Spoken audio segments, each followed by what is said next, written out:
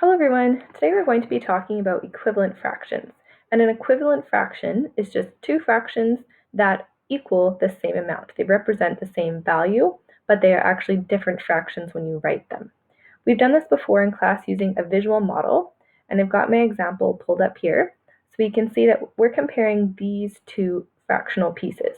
We've got the wholes that are the same size. That's really important.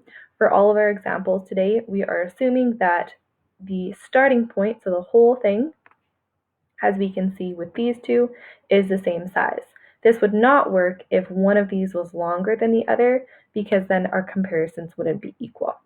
But we can see here that I have 1/2, and if I compare it to my bottom fraction bar, 1/2 is equal to 2/4, because if I have two of these pieces, both of those add up to be the same size as 1/2 of the larger piece. So that is just a visual representation of an equivalent fraction. What we're going to be focusing on today is how to find an equivalent fraction when we don't have a visual model available, and that's going to be by using multiplication. So to find an equivalent fraction using multiplication, you can multiply a fraction by another fraction that is equivalent to 1, and you have to multiply your numerator and the denominator by the same number. So in our first example here, we're starting with 1/2. We're multiplying by 2/2, and this means that the fraction is equivalent to 1 because the top and the bottom are the same. And then once we've done that, we're going to end up with our equivalent fraction. So if we take 1, our numerator, and multiply it by 2, we end up with 2. And if we take 2, our denominator, and multiply it again by 2, we're going to end up with 4. So now what this is saying is that 2/4 is equal to 1/2. And a really easy way to see that as well is just 2 is half of 4, so that must be true. In our second example, we are taking 1/2 again, but we're multiplying it by a different fraction that is equivalent to 1. And again, whatever we multiply by must be equivalent to 1. It has to be the same on the top and on the bottom. So 1 times 3 is going to get us to 3, and 2 times 3 gets us to 6. So now what we have is 3/6 is equal to 1/2. So that's another equivalent fraction for the number 1/2. In some of your other questions on your page for this week, you'll notice that you aren't given the fraction equivalent to 1. You have to come up with one for yourself.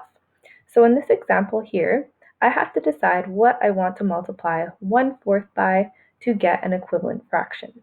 And if I look at this question over here, I notice that they're starting with 1/4 and they're multiplying by 2/2. So I'm going to use 3/3 so that this one ends up with a different answer. So if I multiply my numerators and I have 1 times 3, I get 3.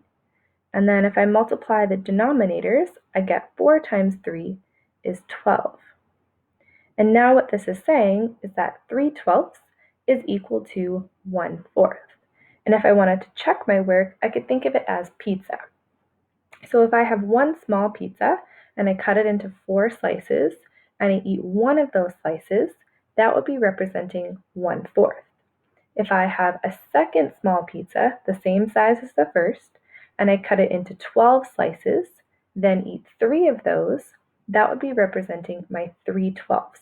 And then if I look at my two pizzas side by side and I've eaten the same amount, I know that 3/12 is in fact equal to 1/4. There are a few common errors made when multiplying to find equivalent fractions. First, let's take a look at an example that's done correctly. We started with 2/4 and we multiplied the numerator by 2 and the denominator by 2. So we ended up with 4/8. And we can use our pictures down below here to confirm that our fractions are equivalent. So we can see that 4 out of 8 pieces is the same as 2 out of 4 pieces when the wholes, the entire thing that you're comparing, is the same size. So the 4 smaller pieces add up to be the same as the 2 larger pieces.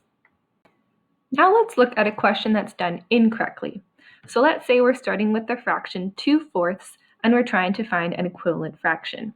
What sometimes happens is people will multiply the numerator by a number. So let's say we're using 3, but then they'll use a different number when they're multiplying by the denominator.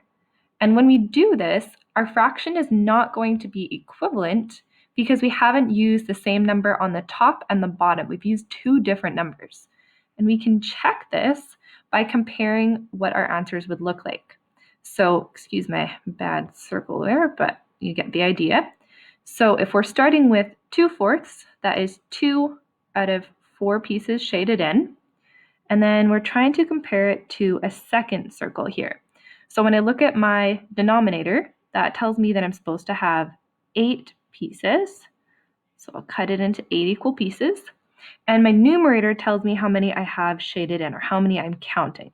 So I'm going to shade in 6 of those. 4, 5, and 6.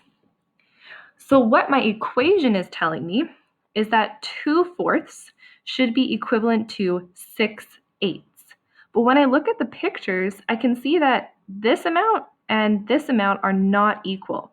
So this is where my error happened. I can't use a different number on the bottom and a different number on the top. I have to multiply by the same number on the top and the same number on the bottom in order to get an equivalent fraction. Another error that I have seen is people will try to multiply by 1. So they'll take their original fraction, which in our case is 2/4, and they'll try to multiply the numerator by 1 and the denominator by 1, which is saying that 2 times 1 is 2, and 4 times 1 is 4. So now this says that 2/4 is equal to 2/4.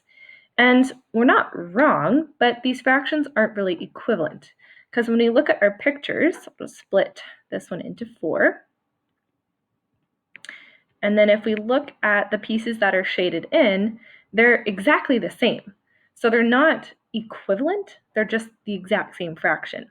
So when you're trying to find an equivalent fraction, it's important that you don't use the number 1 because the fraction doesn't change at all.